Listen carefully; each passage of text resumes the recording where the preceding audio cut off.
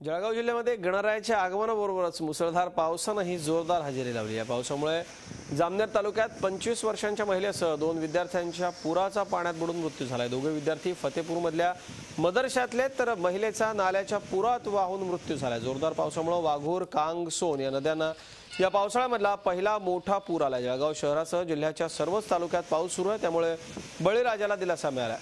अजून धरण भरण्याइतपत पाऊस झाला नसला तरी या पावसाने निश्चितच दिलासा दिला। जळगाव जवळच्या पाळधी इथं गिरणा नदीच्या रेल्वे पुलाखालची वाळू मोठ्या प्रमाणावरती पुरात वाहून गेल्याने सुरत रेल्वे मार्गावरच्या वाहतुकीची काही काळ कोंडी झाली होती। तर दुसरीकडे हातनूर धरणाच्या पाणलोट क्षेत्रात पडलेल्या पावसामुळे धरणाच्या 41 पैकी 24 दरवाजातून प्रति सेकंद 50,000 क्युसेक्स पाण्याचा विसर्ग तापी नदीच्या पात्रामध्ये सुरू आहे। जळगाव जिल्ह्यामधल्या सर्वच्या सर्व 15 तालुक्यांमध्ये कमी अधिक प्रमाणात पाऊस पडल्याने खरीप हंगाम हातचा गेला असला तरी शेतकऱ्यांच्या रबीच्या आशा पल्लवित झाल्या। झी 24 तास रहा एक पाऊल पुढे।